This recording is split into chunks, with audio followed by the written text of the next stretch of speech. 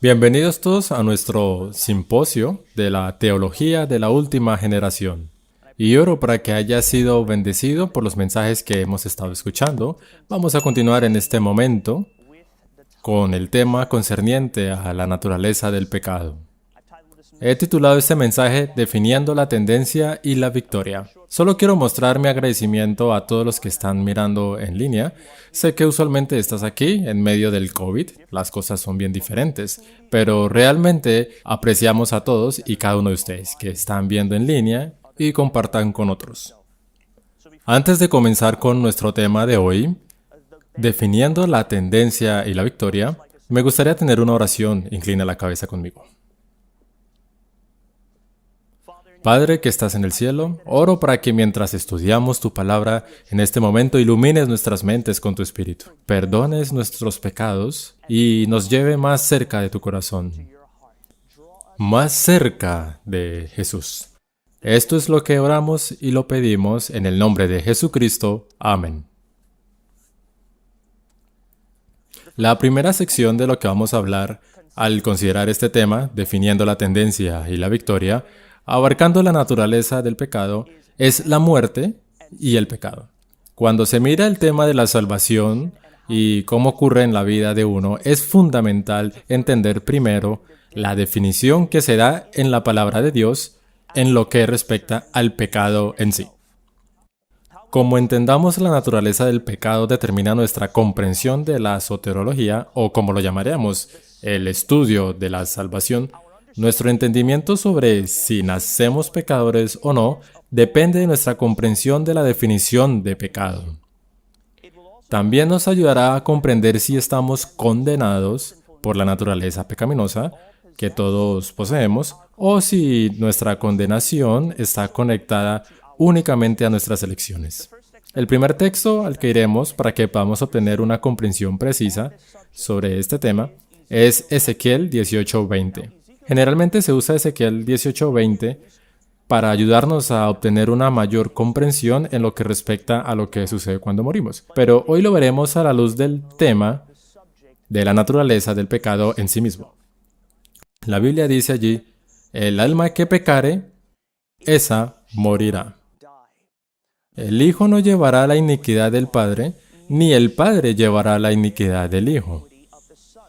La justicia del justo será sobre él, y la impiedad del impío será sobre él. Note que el texto dice que el alma o individuo que peca morirá. Entendemos que esta muerte es una referencia a la muerte o pérdida eterna. Es sinónimo de lo que aparece en Juan 3:16. Los hijos no son culpados por los pecados de sus padres, ni viceversa. Sin embargo, algunos pueden mirar ese texto y recordar un segmento del segundo mandamiento que se encuentra en Éxodo 25 y declara allí con respecto a la prohibición de adorar imágenes esculpidas. Lo siguiente: no te inclinarás ante ellas ni las adorarás, porque yo soy el Señor tu Dios. Soy un Dios celoso que visita la iniquidad de los padres sobre los hijos, atento a esto, hasta la tercera y cuarta generación de los que me aborrecen. Mientras que el texto parece indicar que Dios visita, o contextualmente juzga, a los hijos por los pecados de sus antepasados, es exactamente lo contrario. La comprensión de la historia de los israelitas y de los cananeos nos da la respuesta. Lo que Dios está realmente buscando retratar en esta sección del segundo mandamiento no es que se juzgue a las presentes generaciones por los pecados de las generaciones pasadas, sino que juzga a las generaciones presentes en relación con los pecados de sus antepasados, porque ellos, la generación actual, continúan cometiendo o practicando esos mismos pecados. Fue porque durante un periodo de 400 años, los descendientes cananeos perpetuaron las abominaciones de las generaciones anteriores, Dios los juzgó, y su periodo de gracia y arrepentimiento terminó. Si esta es la verdadera lectura de Éxodo 25, entonces encaja perfectamente con Ezequiel 18, versículo 20. En otras palabras, el alma En el caso de Éxodo 20:5, el israelita que elige cometer los mismos pecados de las generaciones anteriores será juzgado no porque su padre lo haya hecho, sino porque él o ella, esa alma, cometió ese mismo pecado en su vida. Esto debe entenderse con el término tendencias heredadas para pecar, se traspasan, y las tendencias cultivadas para pecar. Cada generación dentro de su generación cultivó el pecado en sus propias vidas. Veremos esto a medida que leemos. La misma idea se repite en el Nuevo Testamento, en Romanos capítulo 5, versículo 12. Allí se lee, porque por un hombre, estamos hablando de Adán, entró el pecado en el mundo, y por el pecado la muerte. Y así la muerte pasó a todos los hombres. Note la razón que mencionamos en nuestro previo panel de discusión. Porque todos han pecado. Pensarías que el versículo había terminado al decir que la muerte a todos los hombres, porque Adán pecó. Pero el texto apunta a la poderosa realidad de que hombres y mujeres pueden experimentar la paga del pecado, que es la muerte eterna, porque ellos mismos eligen pecar.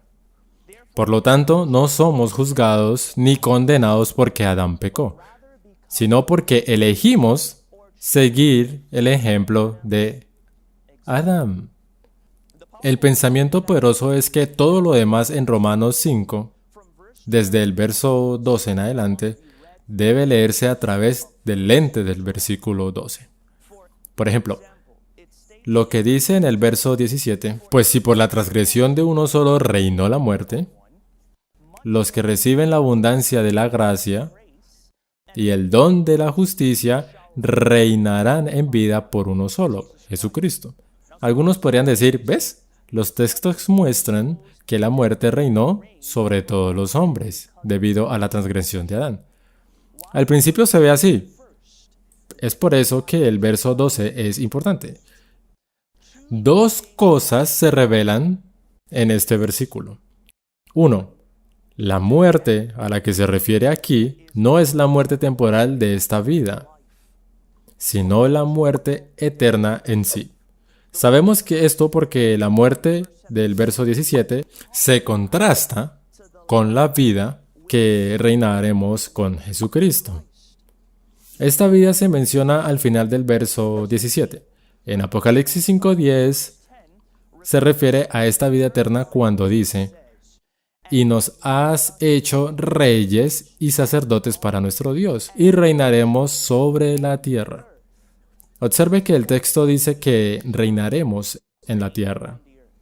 La idea que se comunica es que el tiempo en que los santos reinarán en la tierra está aún en el futuro. Sabemos que este futuro está después del milenio.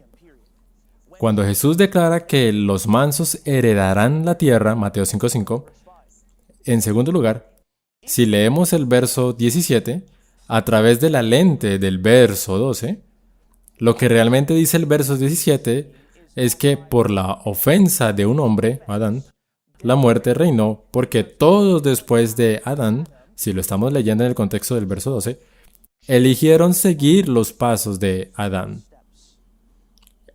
Eligieron seguir su ejemplo. Otra cosa también es que si la vida que se menciona en el final del verso 17 es la vida eterna, amigos, sabemos que la vida eterna no se transmite simplemente, ¿ok? Cuando hablamos de la vida eterna, la vida no solo pasa de una generación a la siguiente. La vida eterna se da como un regalo y el individuo que lo recibe debe primero elegir recibirla. Por lo tanto, la última parte del verso 17 dice: con mayor razón los que reciben en abundancia la gracia y el don de la justicia reinarán en vida, por medio de un solo hombre, Jesucristo. Por lo tanto, la recepción de la vida eterna o la muerte eterna se basa en la elección de lo uno o lo otro. El versículo 18 es otro versículo que se usa comúnmente para propagar la idea, que el juicio cae sobre todos debido a la transgresión de Adán. El versículo dice, así que como por la transgresión de uno vino la condenación a todos los hombres, de la misma manera por la justicia de uno vino a todos los hombres la justificación de vida. Observen que en la Biblia King James las palabras juicio vino y regalo gratis están en cursiva, lo que significa que se agregaron, no están en el original. Cuando se lee el versículo sin estas frases, conecta y concuerda fácilmente con el contexto en el que estamos leyendo el verso 18. El verso 18 se leería así: por tanto, como por la transgresión de uno sobre todos los hombres para condenación, de la misma manera por la justicia de uno sobre todos los hombres para la justificación de vida. Así que lo que estamos viendo aquí es exactamente lo que vimos en el versículo 12 y 17. La ofensa de uno, Adán, resultó en la condenación de todos. ¿Por qué? El verso 12 nos dice, porque todos hemos pecado. ¿Ok? Todos los hombres eligen seguir el ejemplo de Adán. Por lo tanto, les llega la condenación, no por el pecado de Adán, sino por el propio. Sus propios pecados, amigos, les traen condenación. Algunos mirarán la última parte del verso 18, por la justicia de la vida de Jesucristo todos son justificados. Probablemente algunos de ustedes han oído esta enseñanza. De la misma manera, por la justicia de uno, Jesús, vino a todos los hombres la justificación que produce vida. Pero ya leímos quiénes son esos todos. Son los que reciben la justificación o justicia que lleva a la vida. Específicamente en el verso 17 dice que muchos más son los que reciben, 1, la abundancia de la gracia y 2, el don de la justicia. Y reinarán en vida por uno solo, Jesucristo. Por lo tanto, ¿quiénes son todos los condenados? Particularmente son los que eligen el pecado y siguen el ejemplo de Adán. ¿Quiénes son todos los que están justificados para vivir? Nada menos que aquellos que eligieron recibir la justicia de Cristo, lo que resulta en vida eterna. Sin duda que al recibir la justicia de Jesús, recibimos también el poder de seguir su ejemplo. ¿Ok?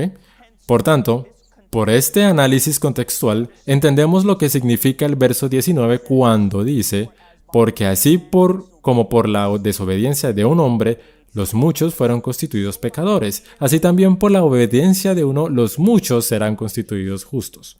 Lo que hemos visto no tiene nada que ver con ser pecador por nacimiento. El texto no dice eso.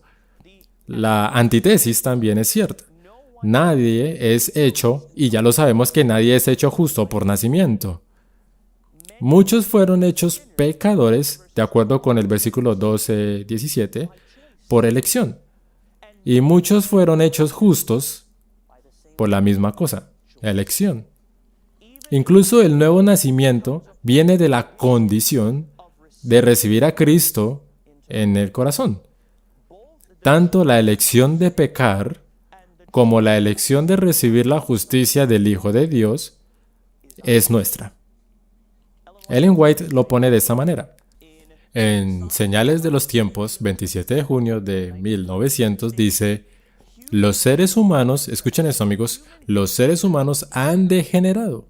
Uno tras otro han caído bajo la maldición. Porque el pecado ha entrado en el mundo y la muerte por el pecado. Aquí está. Podemos elegir el camino de Dios y vivir. Podemos elegir nuestro propio camino y sabemos, se refiere a un saber experiencial.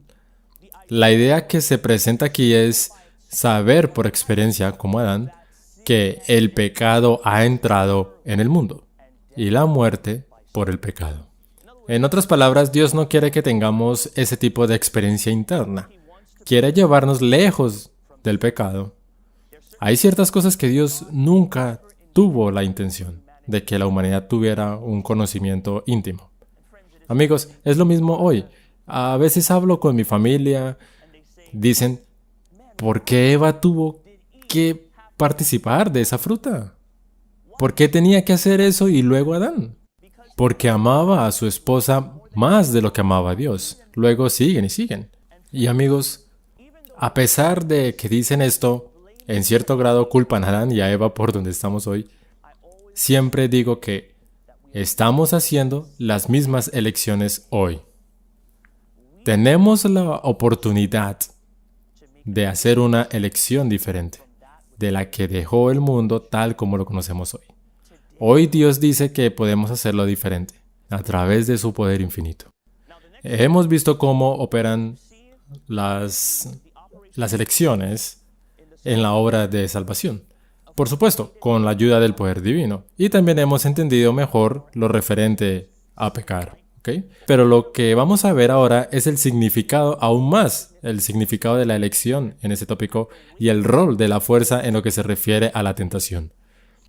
La elección, como hemos visto en el principal componente cuando se habla del tema del pecado, Santiago 1, 14 y 15, también señala esta realidad aún con más fuerza, a la luz de todo lo que hemos cubierto. Dice así, sino que cada uno es tentado cuando de su propia pasión es atraído y seducido. Entonces la pasión después que ha concebido da a luz el pecado. Y el pecado siendo consumado da a la luz la muerte. La idea que se comunica en estos versículos es que hay una secuencia que ocurre y que lleva al pecado. Todos se enfrentan a la tentación. Cuando el individuo es atraído por su propia lujuria y seducido, sin embargo, observe que esto no se llama pecado. En otras palabras, tentación no es pecado. Este punto se revela más adelante en Hebreos 14:15, cuando se habla de Jesús como nuestro sumo sacerdote. Allí aprendemos acerca de nuestro Salvador. No tenemos un sumo sacerdote que no pueda compadecerse de nuestras debilidades, sino uno que fue tentado en todo, a nuestra semejanza, pero sin pecado. Jesús fue tentado, pero no pecó. Lo que significa que la tentación no es pecado. Para reforzar la idea, ten en cuenta que cuando se introduce el pecado y se convierte en un factor de acuerdo con Santiago 1:15, es cuando la lujuria interior ha sido concebida, de acuerdo con el versículo. Ahí es cuando el pecado surge. Ahora, comencé a preguntarme qué significa realmente la palabra concebido. La palabra griega usada contextualmente se refiere a la lujuria o deseos negativos o impulsos que un hombre o mujer satisfacen. Lo diré nuevamente, la palabra griega usada contextualmente se refiere a la lujuria o deseos negativos o impulsos que un hombre o una mujer satisfacen. En otras palabras, cuando viene una tentación y nos dejamos llevar por la complacencia, la inspiración tiene una palabra para eso, acariciadas, es entonces cuando hemos pecado. Escritos inspirados ratifica aún más esa idea, que veremos en las siguientes declaraciones. Y esta ha sido tomada de A fin de conocerle, página 140. Dice que cuando leo esta declaración, amigos, quiero que piensen en alguno de los mejores personajes de la Biblia que puedan evocar en tu mente. Hombres que cuando los cristianos los miran, los apartan, como si estos hombres estuvieran en otro nivel que no se puede alcanzar. Es inalcanzable. Quiero que pienses en esto. Piensa en estos hombres cuando lea esta descripción. Hombres como José, hombres como Daniel. Dice así, hay pensamientos y sentimientos sugeridos y despertados por Satanás, que molestan incluso al mejor de los hombres. Así que piensan en Daniel, piensa en José, piensa en tu personaje bíblico favorito, que parecen tan impecables. Incluso a estas personas, dice el espíritu de profecía, que Satanás sugirió y despertó pensamientos y sentimientos opuestos a lo que Dios quería. Pero estas son las buenas noticias. Pero si no son acariciados, si son rechazados como odiosos, el alma no está contaminada con culpa ni es manchada por su influencia. Para que el alma no se contamine con el engaño ni de ninguna otra mancha por su influencia. Otra declaración dice lo siguiente: el pecado de hablar mal comienza por haber acariciado los malos pensamientos. El engaño incluye la impureza en todas sus formas. Un pensamiento impuro tolerado, un deseo acariciado, aquí está otra vez la palabra, acariciado, y el alma es contaminada, su integridad comprometida. Testimonio para la Iglesia, tomo 5, página 177. Basado en estas dos declaraciones inspiradas, estamos viendo que 1. El despertar de los impulsos pecaminosos no es el pecado. 2. La manifestación de los pensamientos pecaminosos no son pecado en sí mismo. Lo que constituye el pecado es cuando estos pensamientos e impulsos son complacidos o acariciados por la voluntad. Cuando con el libre albedrío que Dios nos ha dado, elegimos ceder a estos impulsos y pensamientos pecaminosos para complacerlos o acariciarlos, es entonces cuando pecamos contra Dios. También es importante notar que incluso la voluntad o la libertad de elegir no se puede forzar. El diablo no puede obligarnos a pecar. Sin embargo, hay momentos en que ciertas declaraciones de Ellen White son utilizadas para comunicar ideas totalmente contrarias a esto. Por ejemplo, las dos siguientes afirmaciones parecen dar la idea de que los hombres nacen pecadores, que el pecado de Adán ha sido heredado por su posteridad. Dice lo siguiente, y esto está tomado desde Señales de los Tiempos, 13 de junio de 1900. La caída de Adán en el jardín del Edén causó que todos pecaran. Pero en el jardín del Getsemaní, Cristo bebió la amarga copa del sufrimiento y muerte, para que todo aquel que cree en Él no perezca, sino tenga vida eterna. Otra declaración que parece también dar esa idea se lee así: como resultado de la desobediencia de Adán, cada ser humano es un transgresor de la ley, vendido al pecado. En Lugares Celestiales, página 146.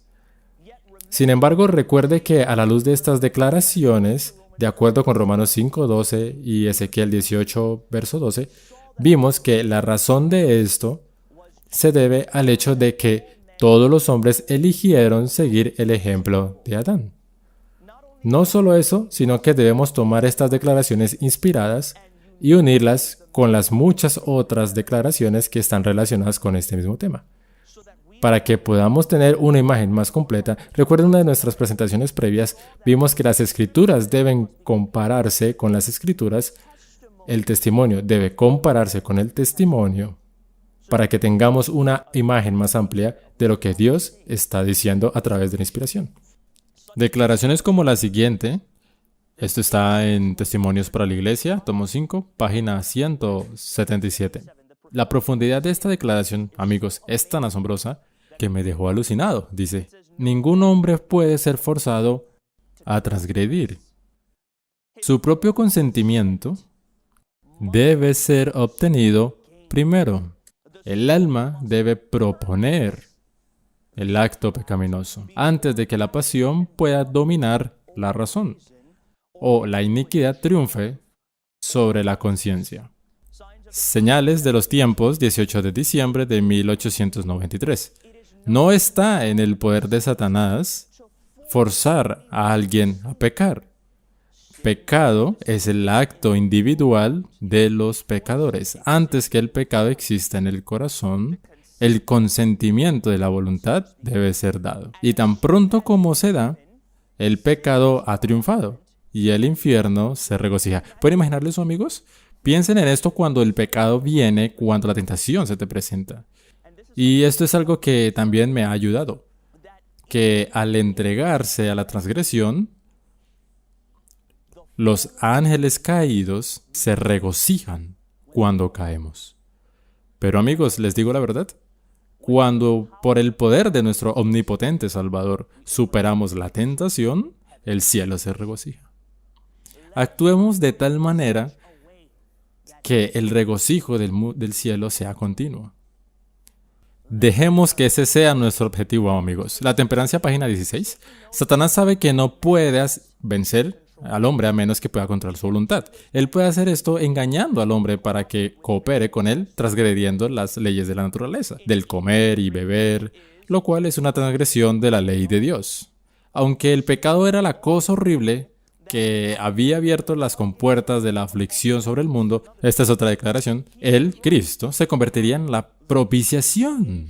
Oh, el amor de Jesús, amigos, que Cristo se convertiría en la propiciación, el sustituto de una raza que tenía voluntad para pecar.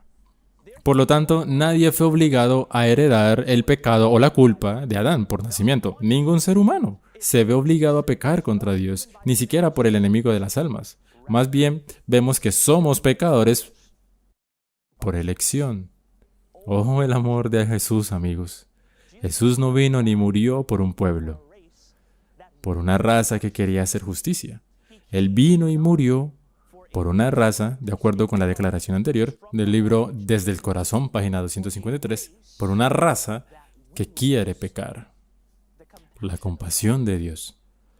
Desde el Corazón, página 151, lo pone de esta manera. La luz de la vida se ofrece gratuitamente a todos los que quieran ser guiados por los rayos brillantes del sol de justicia. Cristo es el gran remedio para el pecado. Nadie puede abogar a sus circunstancias, su educación o su temperamento como excusa para vivir en rebelión contra Dios. Los pecadores son tales por su propia elección deliberada. Ahora hemos visto esto, estamos mirando la ciencia de la tentación y la transición de la tentación al pecado. Hemos analizado la elección en ese asunto, como la elección está involucrada en ese asunto. Pero amigos, ahora tenemos que definir qué es pecado. ¿Qué es el pecado según la Biblia y la inspiración?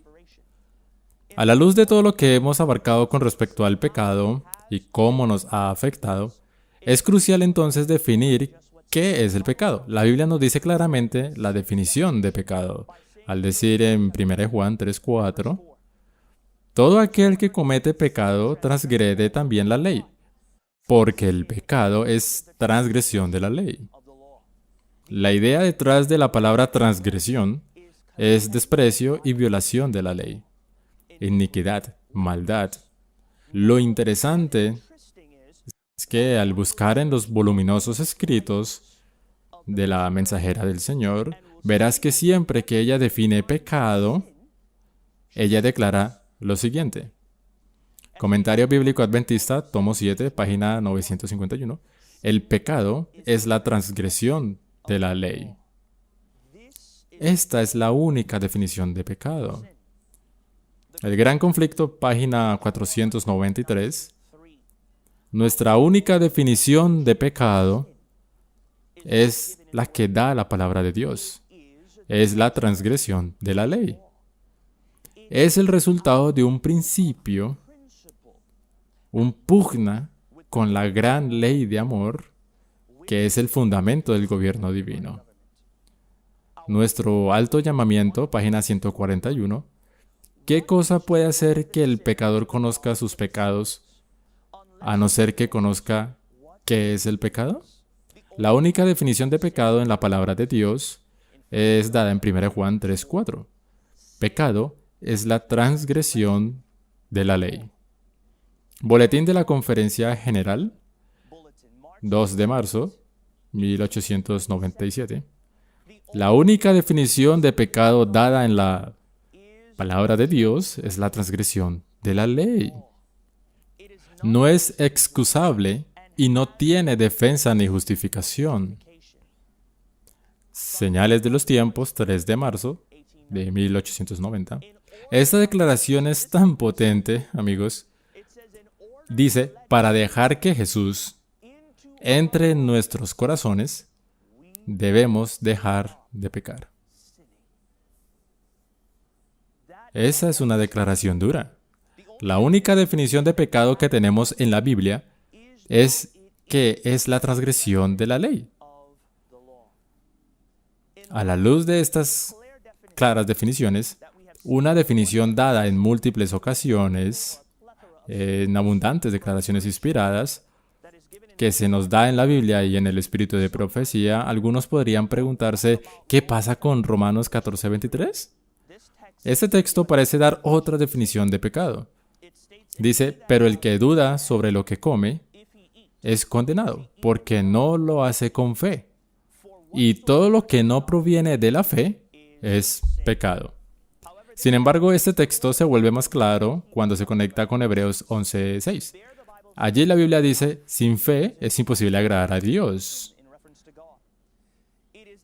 Debemos tener fe en la palabra de Dios, la cual es una expresión de su ley, la que somos incapaces de obedecer y de agradar a Dios. Sin embargo, si falta el ingrediente de la fe en Dios y sus mandamientos, entonces nos falta el único poder disponible para resistir la tentación. Como nos dice 1 Juan 5:4, porque todo lo que es nacido de Dios vence al mundo. Y esta es la victoria que vence al mundo, nuestra fe. Por tanto, 1 Juan 3:4 y Romanos 14:23 están diciendo lo mismo. Aunque el pecado es la elección voluntaria de violar la ley o los principios de Dios, ocurre cuando falta el ingrediente de la fe. Del continuo trabajo de ejercitar una fe viva en la palabra de Dios y en sus leyes y principios, este trabajo continuo durará hasta que aparezca el Hijo de Dios en las nubes de gloria. El trabajo continuo de someter el yo por el poder de Dios será un trabajo de por vida. Hechos de los Apóstoles, página 560 al 561, lo pone de esta manera. Mientras reine Satanás, tendremos que dominarnos a nosotros mismos y vencer los pecados que nos rodean.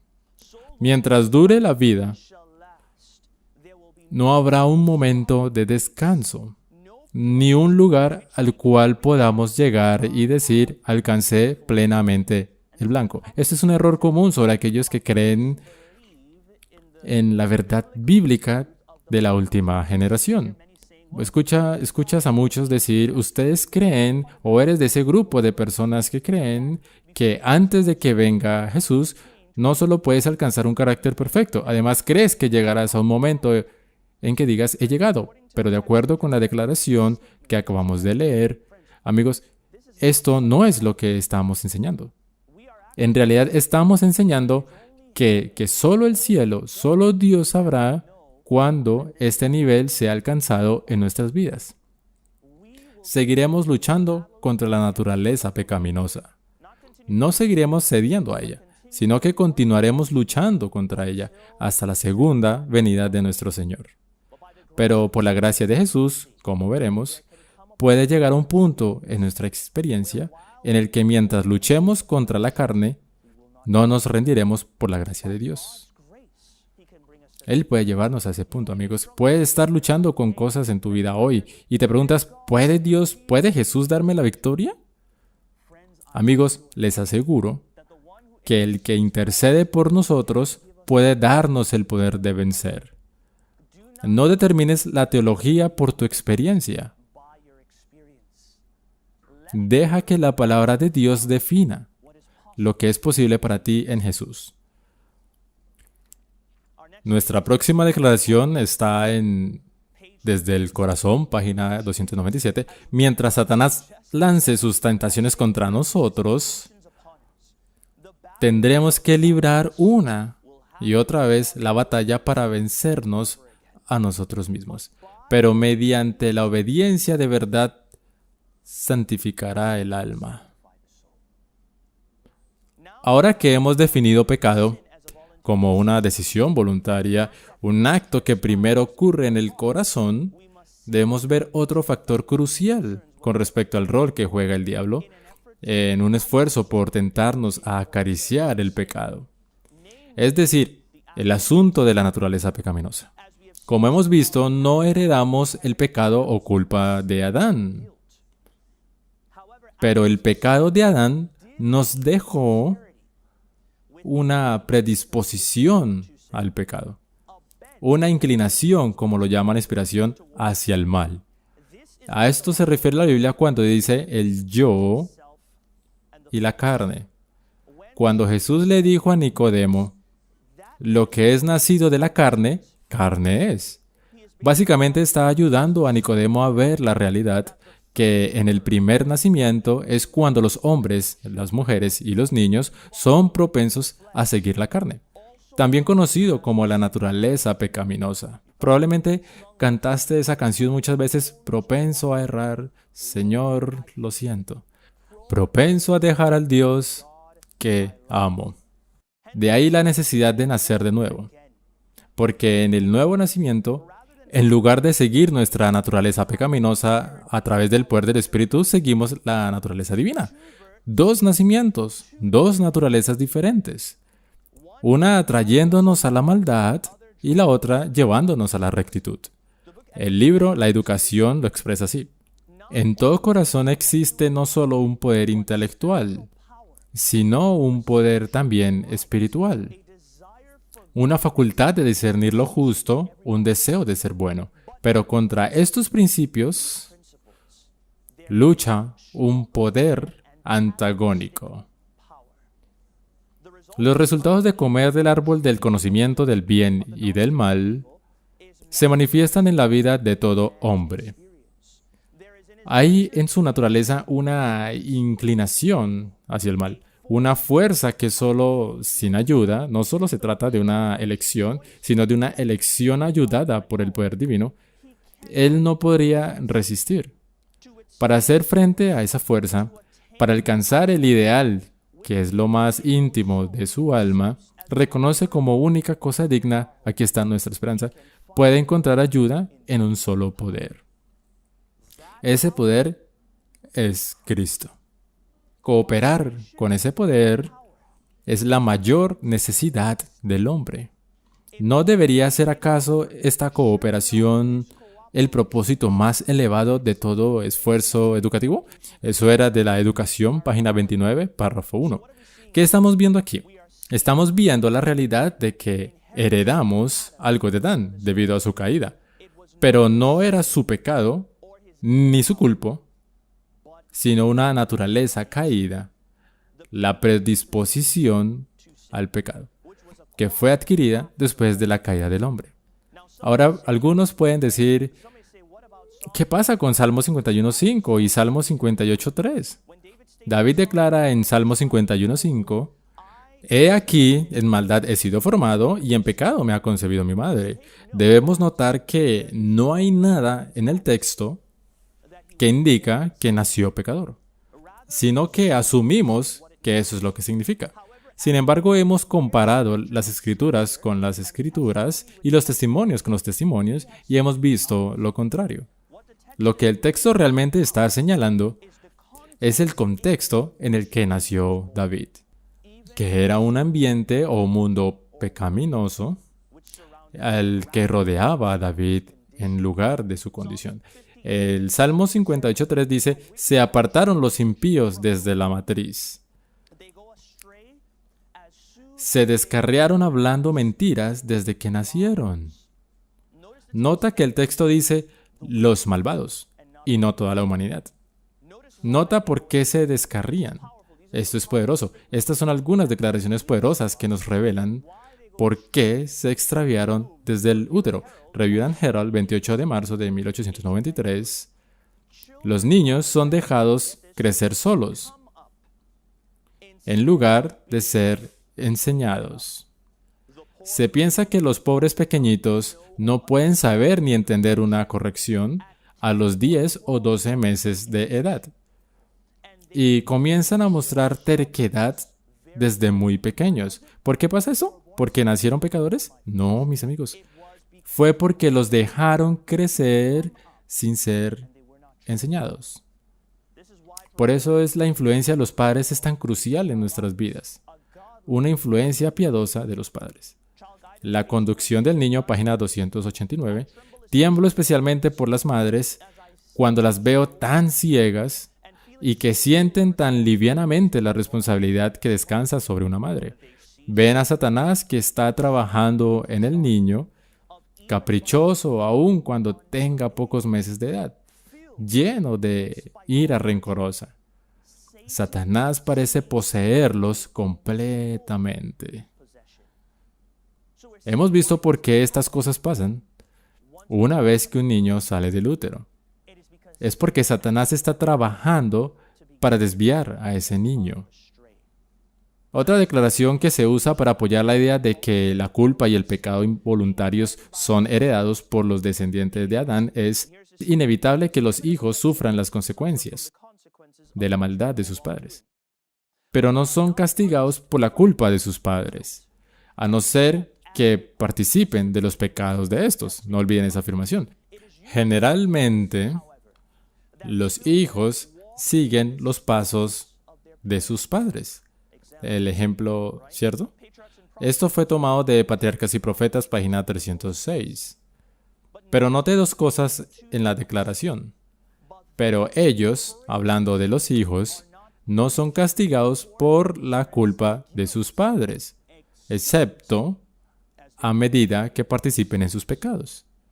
Así, la idea de que el hijo hereda la culpa del padre, o incluso es castigado, es totalmente rechazada. Segunda idea, es inevitable que los niños sufran las consecuencias de los malos actos de los padres. Nota que los niños sufren las consecuencias de las malas acciones de los padres. Hay una transmisión de las consecuencias del pecado, pero en ninguna parte dice que haya una transmisión del pecado en sí mismos. ¿Ok? En conclusión, a la luz de todo lo que hemos visto hasta ahora, ¿qué podemos concluir? 1. Los hombres y las mujeres experimentan la muerte eterna, no por el pecado de Adán, sino porque todos hemos pecado. En otras palabras, elección. Hemos elegido seguir el ejemplo de Adán. Por lo tanto, a menos que elijamos recibir a Jesús, quien es nuestra vida, la única otra opción es ausencia de vida en sí misma, ya que la paga del pecado es muerte eterna. Segundo, tentación no es pecado. Solo cuando uno elige entregarse o acariciar un mal pensamiento o tentación es que se convierte en pecado en el corazón y es finalmente manifestado en la vida. Si se resiste dentro, no se manifestará afuera. En tercer lugar, la única definición de pecado es la transgresión de la ley.